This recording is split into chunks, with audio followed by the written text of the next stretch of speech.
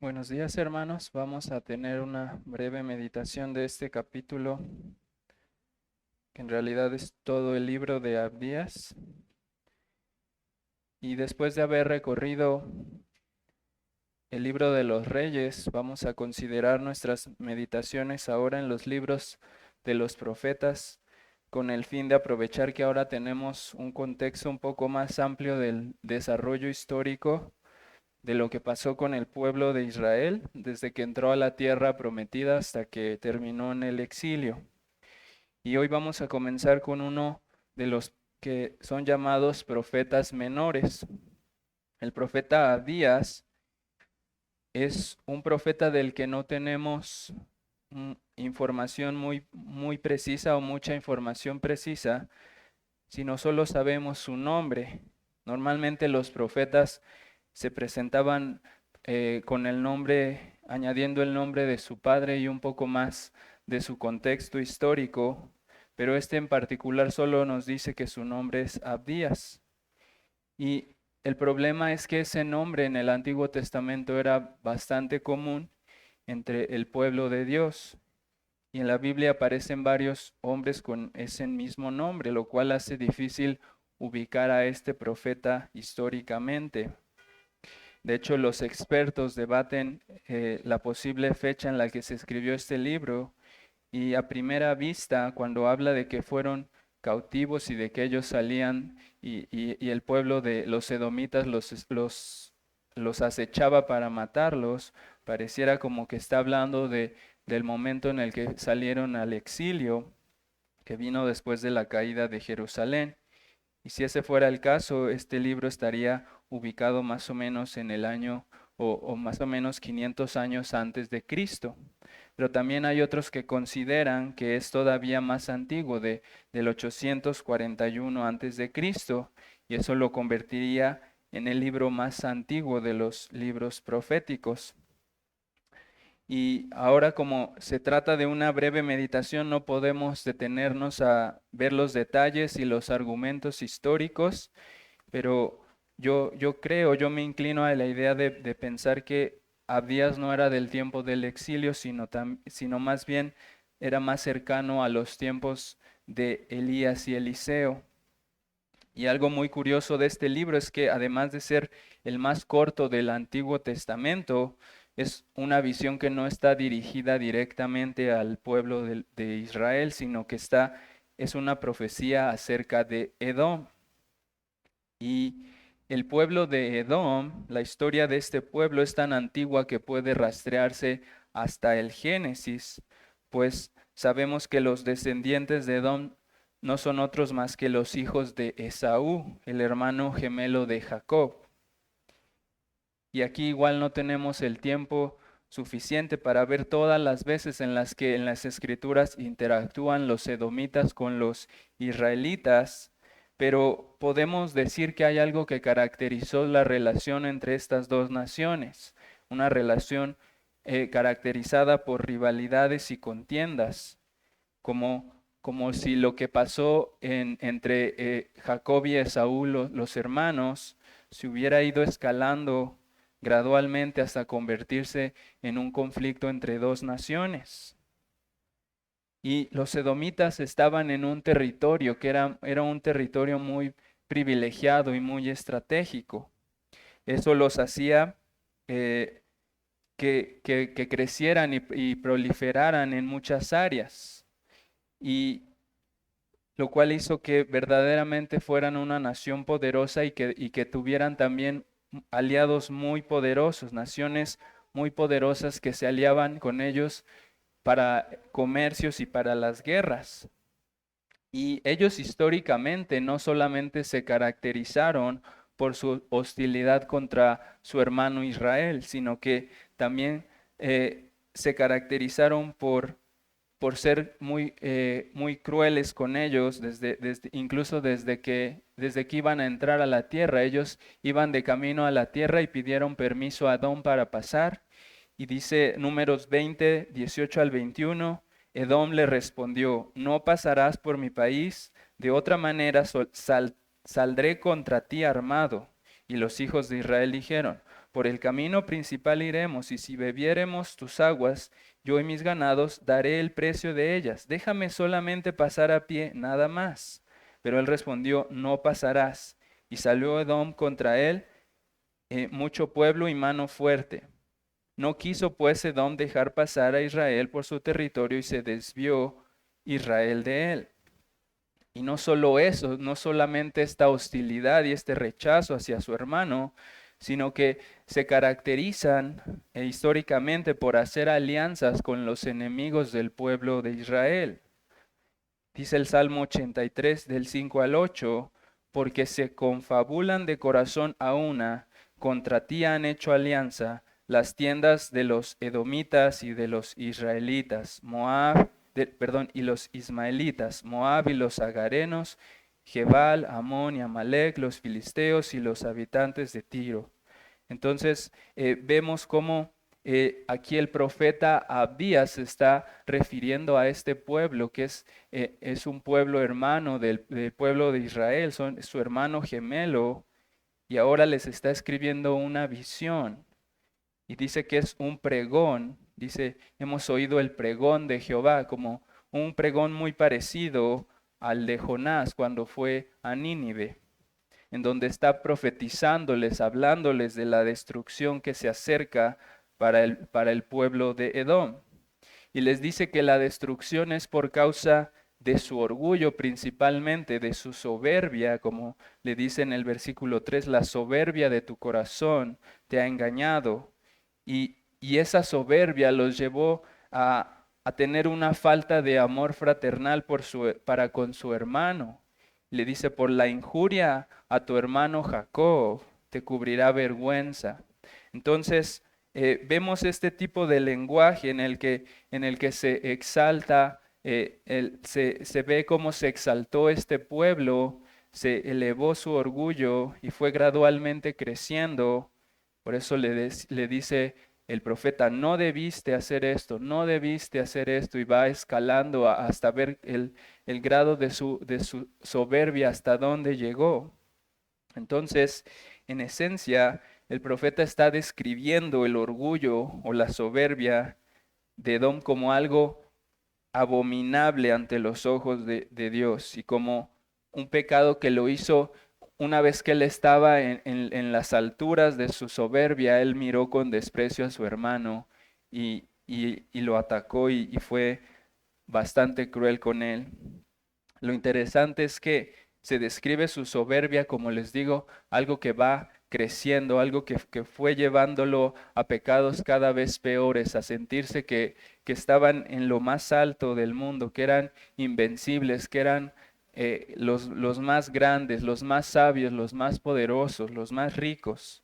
Y de esa manera comenzaron, dice el texto, que se jactaban de sus ciudades poderosas, labradas entre peñas, y de las grandes alianzas que tenían con los pueblos más grandes, con los ejércitos más poderosos. Y también se jactaban por su erudición y su gran sabiduría. Y no tenemos tiempo para ver los detalles de cómo era eso, pero si ustedes pueden estudiar a fondo la historia de los edomitas, se van a dar cuenta de cuán prominentes eran. Podrán darse cuenta de que esas cosas de las que se jactaban eran cosas en las que eran muy prominentes, al grado de que una de sus ciudades hoy en día se considera como una de las 7 maravillas del mundo moderno. Pero creo que el punto importante de este libro, o uno de los puntos más importantes, es el hecho de que se presenta esta soberbia de Edom como un arquetipo, como un patrón universal, como un modelo que todas las naciones replican igual que Edom.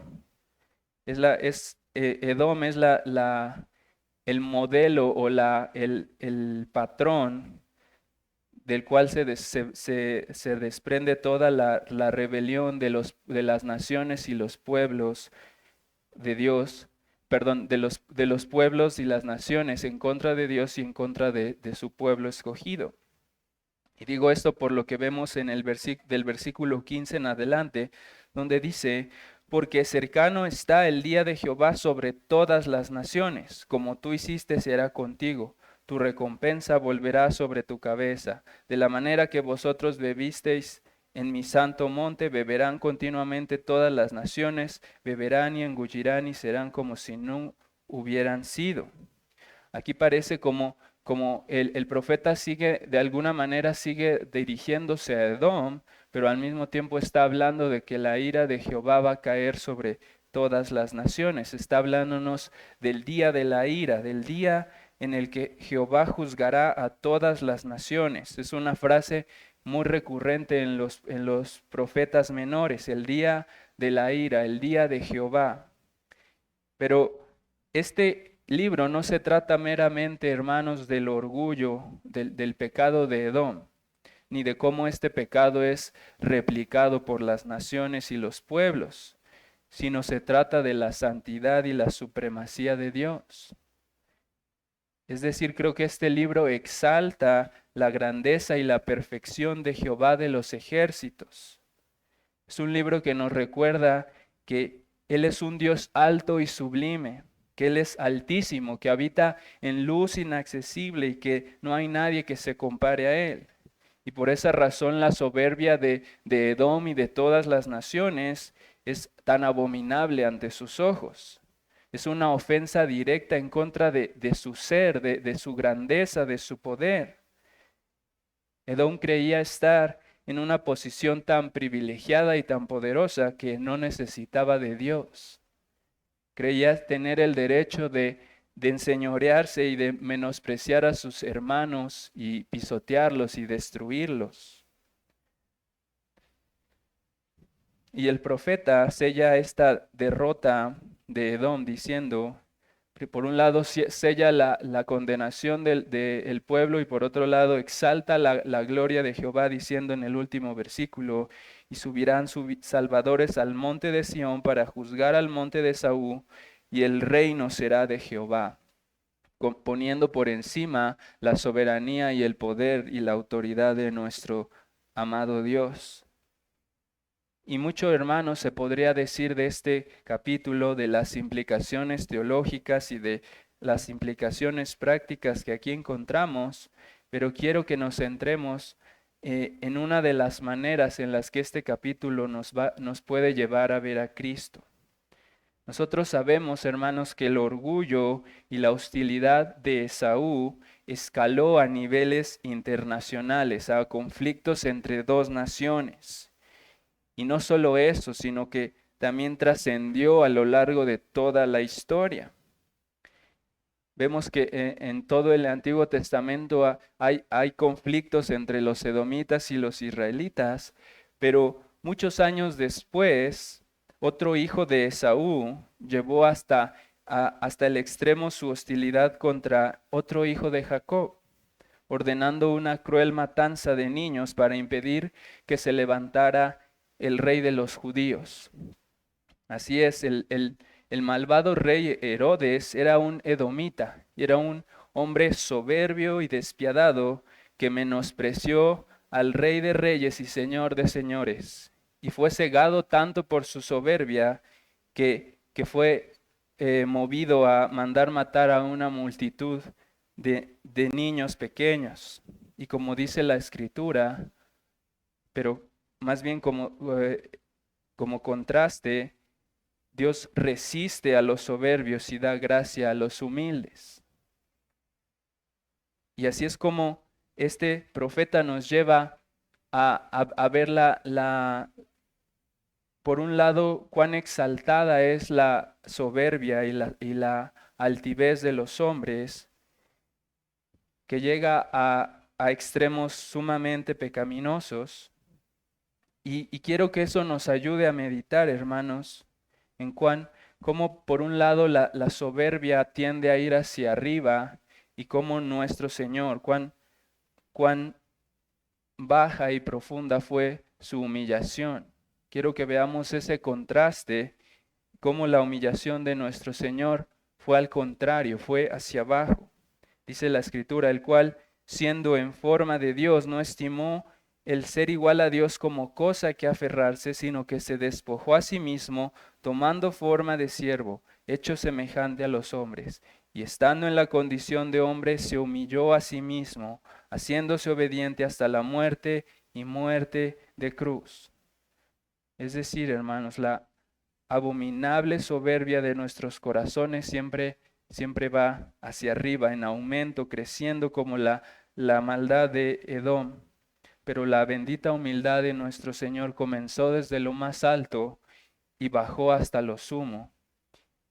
Nuestro amado Señor estuvo dispuesto a humillarse hasta lo sumo y estuvo dispuesto a ser aplastado por la vergüenza de nuestra altivez, por la vergüenza de nuestro pecado.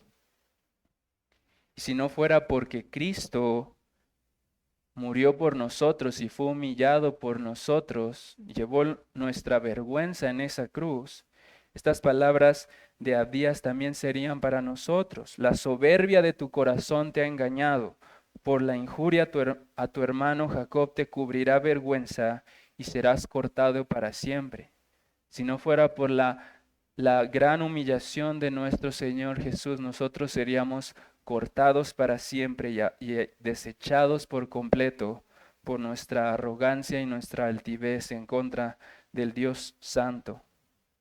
Así que no nos olvidemos, hermanos, de que la soberbia y la altivez es abominable.